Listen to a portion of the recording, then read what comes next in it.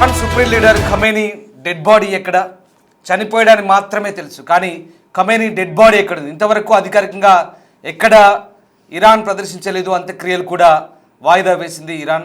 ఈ నేపథ్యంలో ఖమేనీ అంత్యక్రియలపై ఎక్కడ అధికారిక సమాచారం లేదు. అయితే డెడ్ బాడీని అంత గోప్యంగా ఎందుకు ఉంచుతున్నారు? సెంట్రల్ టెహ్రాన్లోని కూప్ స్క్వేర్లో ఖమేనీ మృతదేహం ఉన్నట్టుగా చెప్తున్నప్పటికీ కూడా కూప్ స్క్వేర్లో భారీ పేలులు జరిగినట్లు వార్తలు వస్తున్నాయి. అక్కడి గ్రాండ్ మసీద్లోనే ఖమేనీ డెడ్ బాడీ ఉన్నట్టుగా కూడా ప్రస్తుతం వార్తలు అందుతున్నాయి. అయితే ఇజ్రాయెల్ జరిపినటువంటి ఈ పేలుళ్ళ వల్లే అంత్యక్రియలు వాయిదా పడ్డాయా? ఖమేనీ అంత్యక్రియలకు ముఖ్య నేతలు హాజరయ్యే అవకాశం ఉన్న నేపథ్యంలో ఆ టైంలో మళ్ళీ దాడి జరిగే అవకాశం ఉంది. అందుకే ఖమేనీ అంత్యక్రియలు వాయిదా వేస్తున్నట్టుగా తెలుస్తుంది. ఖమేనీ వారసుడిగా బాధ్యతలు చేపట్టనున్న ఆయన రెండో కుమారుడు ముజ్తబా కూడా హాజరయ్యే ఛాన్స్ లేదు. ఎందుకంటే అతన్ని కూడా హత్య చేస్తామంటే ఇప్పటికే ఇజ్రాయెల్ ప్రకటించింది. అందుకే ఖమేనీ అంత్యక్రియలపై ఆచితూచి ఇరాన్ వ్యవహరిస్తుంది. ఈ నేపథ్యంలో ఖమేనీ అంత్యక్రియలకు సంబంధించినటువంటి వ్యవహారం ఇంకా గుట్టుగా కొనసాగుతోంది. ఒకవేళ ఖమేనీ వారసులు కనుక అంత్యక్రియల్లో పాల్గొనేందుకు వస్తే వాళ్ళను ఇజ్రాయెల్ అమెరికా సంయుక్త దళాలు టార్గెట్ చేసే అవకాశం ఉంది. కాబట్టి ప్రస్తుతం వాళ్ళు అదృశ్యం అయి ప్రస్తుతం వాళ్ళు అండర్గ్రౌండ్లో ఉన్నట్టుగా తెలుస్తోంది. వాళ్ళ వ్యవహారాలకు సంబంధించి వాళ్ళ వివరాలకు సంబంధించి పూర్తి గోప్యత పాటిస్తున్నట్టుగా సమాచారం. ఒకసారి మనం చూడొచ్చు, ఇజ్రాయెల్ అమెరికా జరిపిన దాడుల్లో 28వ తేదీన ఫిబ్రవరి 28వ తేదీన మృతి చెందిన Iran supreme leader Ayatollah Ali Khamenei అంత్యక్రియలకు సంబంధించినటువంటి పూర్తిస్థాయి క్లారిటీ ఇంకా రావట్లేదు. మషాద్ నగరం, ఎవరైతే తన తండ్రి ఇమామ్ ఖోమినీ ఉన్నారో ఆయన అంత్యక్రియలు జరిగిన మషాద్ నగరంలోని ఒక మసీదులో ఖోమినీ అంత్యక్రియలు జరిపేందుకు కూడా నిర్ణయించినట్టుగా తెలిసింది. 3 రోజుల పాటు ఈ అంత్యక్రియల వేడుకలు జరపాలని తొలుత నిర్ణయించారు. బుధవారం రాత్రి 10 గంటలకు ప్రారంభం కావాల్సిందంటే నిన్న ప్రారంభం కావాల్సింది, కానీ అమెరికా ఇజ్రాయెల్ ఎటువైపు నుంచి మళ్ళీ దాడులు చేస్తుందో అన్న భయంతో ప్రస్తుతం ఈ అంత్యక్రియల వేడుకలను అట్టహాసంగా నిర్వహించకుండా ప్రస్తుతం ఆ వేడుకలకు సంబంధించి గోప్యత పాటిస్తున్నట్టుగా సమాచారం. ఒకసారి ఇరాన్లో ఉన్న పరిస్థితులను ప్రత్యక్షంగా ఆ దృశ్యాలను చూద్దాం.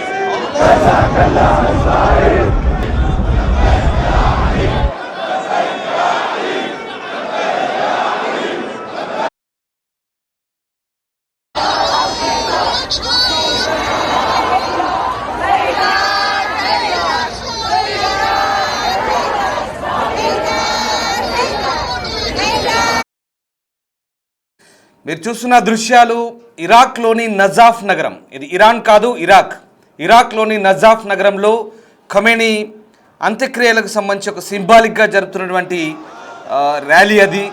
ఖమేనీ అంత్యక్రియల ప్రక్రియకు సంబంధించి షియా ముస్లింలు నజాఫ్ నగరం పవిత్ర నగరంగా చెప్తారు అక్కడ. సో ఇరాక్లో సింబాలిక్గా అంటే ప్రతీకాత్మకంగా అంత్యక్రియలు నిర్వహిస్తున్న దృశ్యాలు మనం చూస్తూ ఉన్నాం. Iran supreme leader Ayatollah Ali Khamenei హత్య గావించబడ్డ నేపథ్యంలో ప్రస్తుతం అలీ ఖమేనీ అంత్యక్రియలు ఎప్పుడు కూడా సాంప్రదాయబద్ధంగా జరుగుతాయనేది కూడా నిర్ణయించలేని పరిస్థితి. దీంతో ఖమేనీ అంత్యక్రియలకు సంబంధించినటువంటి ఒక సింబాలిక్గా తీసినటువంటి ఆ శవయాత్ర ఏదైతే ఉందో దాన్ని చూడొచ్చు. అది ఇరాక్లో షియా ముస్లింలు తీసినటువంటి ర్యాలీ. అది వాస్తవానికి ఇరాన్కు బద్ద శత్రుత్వం ఉంది, కానీ ఇరాక్లోని కొంతమంది షియా ముస్లింలు ఇరాన్ సుప్రీం నేతకు ఎప్పుడు విధేయంగానే ఉంటారు, వాళ్ళు అతన్ని సమర్థిస్తూనే ఉంటారు. అయితే అయతుల్లా అలీ ఖమేనీని అంతమొంచిన తర్వాత ఇరాక్లో కూడా పెద్ద ఎత్తున ఆందోళన చెలరేగాయి. ప్రధానంగా అమెరికా ఎయిర్ బేస్డ్ ఉన్నటువంటి కెర్బిల్ నగరంలో కూడా షియా ముస్లింలు తొలుత దానిపై దాడి చేశారు, దాన్ని అటాక్ చేసి పేల్చివేశారు. తర్వాత కెర్బిల్ నగరంలో ఇరాన్ కూడా మళ్ళీ వాటిపై మిసైలు విసిరి దాడి చేసిన సందర్భం మనకు కనబడుతుంది. సో రకంగా నజాఫ్ నగరంలో జరిగినటువంటి ప్రతీకాత్మక అంత్యక్రియలు, అంటే సింబాలిక్గా జరిగినటువంటి అంత్యక్రియలకు సంబంధించిన దృశ్యాలు ప్రస్తుతం మనం చూస్తూ ఉన్నాం. ఇది ఇరాక్ నగరంలో జరిగింది. ప్రస్తుతానికి అలీ ఖొమేనీ అంత్యక్రియలు పోస్ట్ పోన్ అయినట్టుగా తెలుస్తోంది. ఒకవేళ అక్కడ అంత్యక్రియలకు కనుక హాజరయ్యే వాళ్ళందరినీ కూడా నిఘా సంస్థలు పసిగడతాయి. ప్రధానంగా మొసాద్ కావచ్చు, అలాగే CIA కావచ్చు, వీళ్ళంతా కూడా పసిగట్టి వాళ్ళ కదలికలను, వాళ్ళ జాడను కనిపెట్టి తిరిగి వాళ్ళపై దాడి చేసి చంపడానికి కూడా వెనకడు వేయవు. కాబట్టి ఖచ్చితంగా ఆ ప్రాంతంలో ఆ నిఘా వర్గాలు తిరుగుతుంటాయి. కాబట్టి ఖొమేనీ కుమారుడు అయినటువంటి ముస్తబా అతను కూడా ప్రస్తుతం అండర్గ్రౌండ్లో ఉన్నాడు. అతను కూడా ప్రస్తుతం గుర్తు తెలియని ప్రదేశంలో తలదాచుకుంటున్నాడు. అతన్ని సేఫ్గా ఉంచారు. సో అంత్యక్రియలకు హాజరై హడావుడి చేస్తే కనుక ఖచ్చితంగా మళ్ళీ ఇజ్రాయెల్ అలాగే అమెరికా దృష్టిలో పడే అవకాశం ఉంది. కాబట్టి ఖచ్చితంగా ప్రస్తుతానికి వాళ్ళెవ్వరూ ఈ అంత్యక్రియలకు హాజరయ్యే అవకాశం లేనట్టుగా తెలుస్తోంది. సో మషాద్ నగరంలో అంత్యక్రియలు ఆ మసీదులో, తన తండ్రి ఇమాం ఖొమేనీ పేరిట ఉన్నటువంటి మసీదులోనే ఈ అంత్యక్రియలు జరిపే అవకాశం ఉంది. కానీ పెద్ద హడావుడు లేకుండా జరిపే అవకాశం కనిపిస్తోంది. కొంతమంది మత పెద్దలు హాజరయ్యే ఛాన్స్ ఉంది. బట్ వాళ్ళు కూడా చాలా జాగ్రత్తగా గుట్టుగా ఈ అంత్యక్రియల ప్రక్రియను ముగించే అవకాశం కనిపిస్తోంది. ప్రధానంగా ఈ అంత్యక్రియల వేడుకలకు సంబంధించి 3 రోజుల పాటు జరుపుదామని నిర్ణయించినప్పటికీ కూడా ఎక్కడ ఈ అంత్యక్రియలకు సంబంధించినటువంటి పెద్ద వార్తలు రావడం లేదు. పెద్ద సంఖ్యలో జనం గుమిగూడతారు. కాబట్టి ఆ గుమిగూడే క్రమంలో పెద్ద ఎత్తున నినాదాలు చేస్తారు. అమెరికాకు వ్యతిరేకంగా, ఇజ్రాయెల్కి వ్యతిరేకంగా నినాదాలు చేస్తారు. అందులో కొంతమంది సైనికాధికారులు లేదా ఇంకా ఇరాన్ ప్రభుత్వం ఉన్నటువంటి మత పెద్దలంతా కూడా హాజరయ్యే అవకాశం ఉంది. కాబట్టి వాళ్ళని టార్గెట్గా చేసుకొని దాడులు చేస్తే కనుక పెద్ద ఎత్తున ప్రాణ నష్టం జరిగే అవకాశం ఉంది. సో ఖచ్చితంగా ఇక్కడ ఎక్కడ నిర్మోహమాటం లేకుండా, కనీసం వాళ్ళపై దయాదాక్షిణ్యం లేకుండా దాడులు జరుగుతున్న క్రమంలో ఖచ్చితంగా ఇరాన్పై ఇజ్రాయెల్ మళ్ళీ ముప్పేట దాడి చేస్తే కనుక ఇది భారీ ప్రాణ నష్టానికి దారి తీయొచ్చు. సో ఆ రకంగా ఈ అంత్యక్రియల ప్రక్రియను వాయిదా వేసుకున్నట్టుగా తెలుస్తోంది. దీనికి సంబంధించి తస్నీమ్ అనే ఇరాన్ సెమీ అధికారిక వార్తా సంస్థ వెల్లడిస్తుంది. టెహ్రాన్ ప్రావిన్స్ ఇస్లామిక్ ప్రచార సమన్వయ మండలి అధిపతి హోజతుల్ ఇస్లాం సయ్యద్ మహ్సేన్ మహమ్మదీ ఎవరైతే ఉన్నారో ఆయన అక్కడి మత పెద్ద. ఆయన ప్రస్తుతం ఈ అంత్యక్రియలకు సంబంధించి ఏర్పాట్ల గురించి, సౌకర్యాల గురించి ఇప్పటికే ఆయన అక్కడి స్థానిక నేతలను పురమాయించారు. వేడుకను సముచితమైన సమయంలో నిర్వహించాలని కూడా వాళ్ళంతా అనుకుంటున్నారు. అయితే సమయాన్ని అనువుగా చూసుకుంటున్నారు. వాయిదాకు కారణం ఏం చెప్పలేదు, కానీ వేడుకను ఎప్పుడు తిరిగి షెడ్యూల్ చేస్తారనేది కూడా ఇంకా స్పష్టంగా తెలియలేదు. ప్రధానంగా ఇమాం ఖొమేనీ గ్రాండ్ మసీద్ ఏదైతే ఉందో, ప్రార్థనా మందిరము, అక్కడ అయతుల్లా అలీ ఖమేనీ యొక్క పెద్ద చిత్రపటాన్ని ఉంచి అక్కడ ప్రస్తుతం ఆ ప్రాంతంలోనే ప్రార్థనలు జరుపుతున్నట్టుగా తెలుస్తోంది. మరోవైపు ఇజ్రాయెల్ రక్షణ మంత్రి ఇజ్రాయెల్ క్యాట్జ్ ఒక డెడ్లీ వార్నింగ్ అయితే ఇచ్చారు ఇరాన్ నాయకత్వానికి. ఇజ్రాయెల్ను నాశనం చేయడానికి అమెరికాను, అలాగే వారి స్వేచ్ఛా ప్రపంచాన్ని, ఆ ప్రాంత దేశాలను బెదిరించడానికి, ఇరాన్ ప్రజలను అణచివేయడానికి ప్రయత్నించే ఏ వారసుడైనా, అంటే ఖొమేనీ వారసత్వానికి సంబంధించి ఇంకా నెక్స్ట్ వచ్చే సుప్రీం లీడర్ అయినా, ఇరాన్ ఖొమేనీ వారసత్వానికి సంబంధించి ఏ ప్రతినిధి అయినా, ఏ వారసుడైనా నిస్సందేహంగా వాళ్ళ పేరు కానీ, వాళ్ళు ఉండే ప్రాంతం కానీ, వాళ్ళకి సంబంధించిన ఉనికి కానీ ఎక్కడున్నా ఖచ్చితంగా హత్య చేస్తామంటూ, నిస్సందేహంగా నిర్మూలిస్తామంటూ డెడ్లీ వార్నింగ్ ఇచ్చారు. దీంతో అతను ఎక్కడ దాక్కున్నాడు అనేది కూడా పట్టింపు లేకుండా, ఏ మూల దాక్కున్నా, ఏ ప్రాంతంలో ఉన్నా, ఎంతమందిలో ఉన్నా అవసరమైతే అటాక్ చేస్తామన్నాడు. సో ఆ భయం వీళ్ళని వెంటాడుతుంది. ఖచ్చితంగా ఒకవేళ ముస్తబా కనుక ఈ అంత్యక్రియలకు వస్తే, లేదా ఇంకెవరైనా వాళ్ళ కుటుంబ సభ్యులు వస్తే అక్కడ నిర్మోహమాటంగా నిస్సందేహంగా అటాక్స్ అవుతాయి. కాబట్టి ఎంతమంది చనిపోతారో తెలియదు. సో అది భయం ఇప్పుడు వాళ్ళకి. అలాగే ఇప్పటికే ఆ ఖొమేనీ కాంపౌండ్పై జరిపిన దాడుల్లో ఇప్పటికే దాదాపుగా ఆయన కూతురు, అల్లుడు, మనవరాలు, మనవడు లేదా 49 మంది సైనిక జనరళ్ళు, ఇతర మత పెద్దలు కావచ్చు, సైనిక అధికారులు కావచ్చు, చాలామంది మట్టుబెట్టబడ్డారు. ఒక కాంపౌండ్పై 30 పైగా బాంబులు వేశారు. సో దీంతో వాళ్ళందరూ కూడా ఎలిమినేట్ అయిన పరిస్థితి. సో ఇప్పుడు ఖమేనీ అంత్యక్రియల గురించే చర్చ. మరి ఖమేనీ అంత్యక్రియలను మషాద్ నగరంలో, ఆయన పుట్టింది అక్కడే, ఆయన తండ్రికి సంబంధించినటువంటి ప్రార్థనా మందిరం కూడా, అంటే సమాధి కూడా అక్కడే ఉంది. ఇమాం ఖోమినీ, మీకు తెలిసిందే, ఇమాం ఖోమినీ రోడ్ అని హైదరాబాద్లో కూడా ఉంది. అది సరిగ్గా రోడ్ నెంబర్ 7లో ఉంటుంది అది. సో ఆ ప్రాంతానికి ఆయన పేరు కూడా పెట్టిన సందర్భం. సో ఆ రకంగా ఇమాం ఖోమినీ ప్రార్థనా మందిరం ఏదైతే ఉందో మషాద్లో ఉంది. సరిగ్గా మనకు జీవీకి ఆపోజిట్ గల్లీలో ఉంటుంది అది.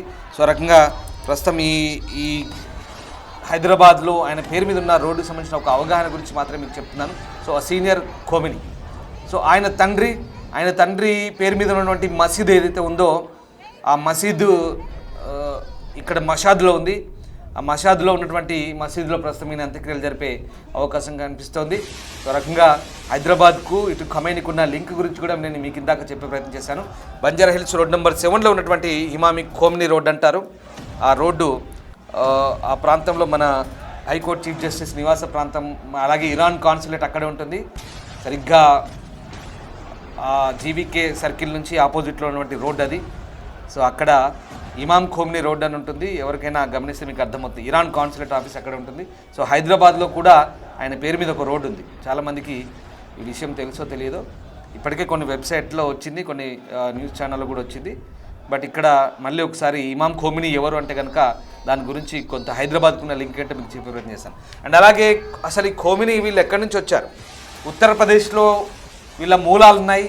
ఉత్తరప్రదేశ్లో ఇమాం ఖోమినీకి తండ్రి అయినటువంటి ముత్తాత, ఎవరైతే తండ్రి తాత ముత్తాతలు ఉన్నారో వాళ్ళంతా ఉత్తరప్రదేశ్ నుంచి బారాబంకీ జిల్లా నుంచే వెళ్ళారు. వాళ్ళంతా ఇక్కడ పుట్టిన వాళ్ళే, వాళ్ళ తాతలు. బారాబంకీ నుంచి ఎక్కడైతే ఈ నజాఫ్, ఇందాక నేను చెప్పిన ఇరాక్ వెళ్ళారు, నజాఫ్ నుంచి ఇరాన్ వెళ్ళారు. సో కాలక్రమేణా వాళ్ళు ప్రాంతీయంగా రాజకీయ శక్తులుగా ఎదిగారు, మంచి పట్టు సాధించారు, ఏకంగా ఇరాన్ను పరిపాలించే నాయకులుగా మారారు. వీళ్ళ మూలాలన్నీ కూడా మళ్ళీ ఇండియాలోనే ఉన్నాయి. ఇండియా నుంచి వలస వెళ్ళిన వాళ్ళే వీళ్ళంతా.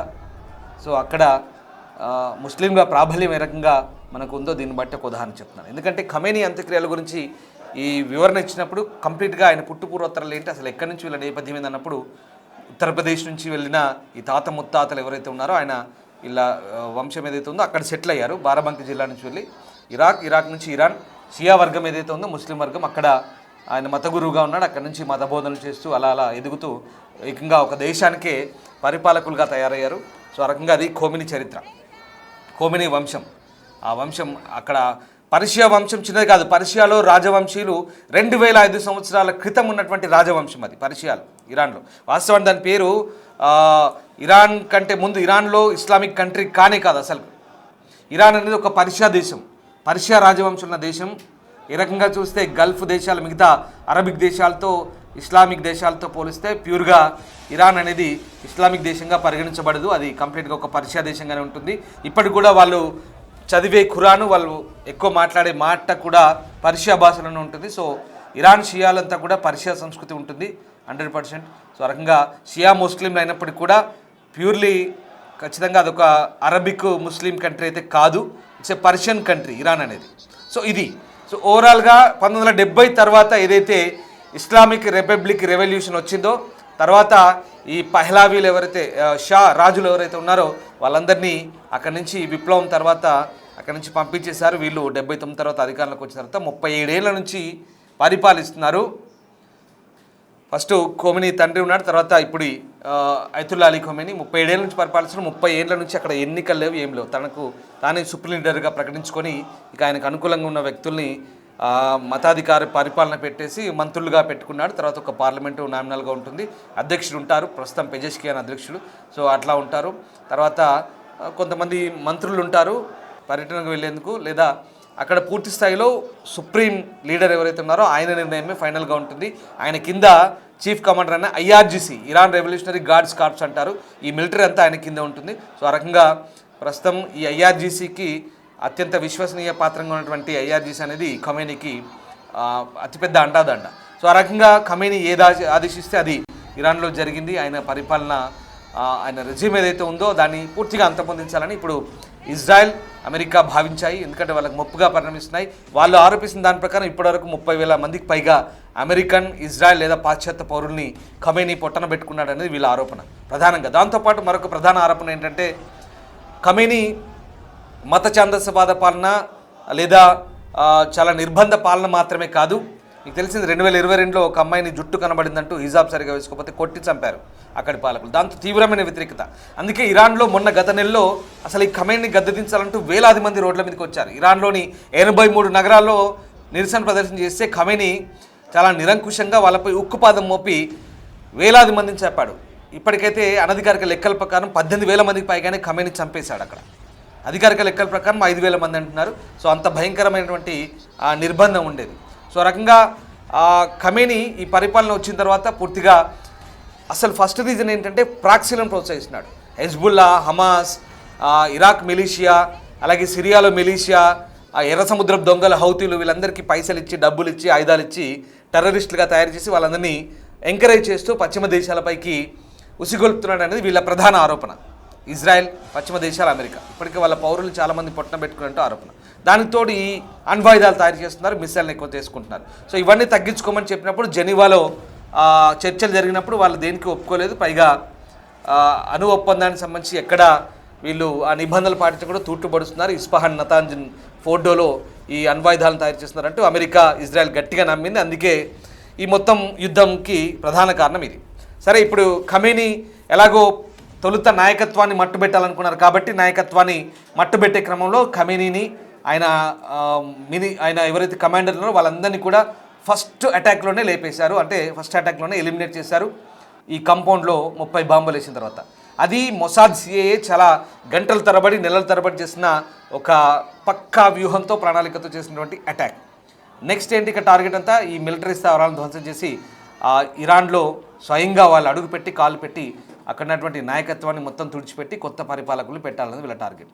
సో ఈ స్టోరీ అంతా ఎందుకు చెప్తున్నానంటే ఈ నేపథ్యం అంతా కూడా ఖమేనీ చావుకు కారణం ఏంటి, దారితీసిన కారణాలు ఏంటన్నప్పుడు ఇంత చరిత్ర ఉంది. 37 ఏళ్ల ఖమేనీ పరిపాలనలో నిరంకుశంగా పరిపాలించాలని అమెరికా, ఇజ్రాయెల్ ఆరోపిస్తుంది. 30 ఏళ్ల నుంచి ఎన్నికలు లేవు, అలాగని ఎక్కడా ఎవరిని స్వేచ్ఛగా బతకనివ్వలేదనేది వీళ్ళ ప్రధాన ఆరోపణ. అందుకే అతన్ని చంపేశామంటూ చెప్తున్నారు. వాటెవర్, ప్రస్తుతానికి ఖమేనీ అంత్యక్రియల గురించి కూడా అంతే ఒక రకమైన ఉద్రిక్త వాతావరణం కనబడుతుంది. ఆయన అంత్యక్రియల్లో పాల్గొంటే ఎవరికేం జరుగుతుందో కూడా భయంతో బిక్కుమంటూ గడుతున్న పరిస్థితి. సో ఏదేమైనా ప్రస్తుతానికైతే అటాక్స్ కొనసాగుతున్నాయి. ఇంకా కొద్ది రోజుల పాటు ఇరాన్పై ఇజ్రాయెల్, అమెరికా దాడులు చేస్తామని చెప్తోంది. ఇంకా యుద్ధం అయిపోలేదు.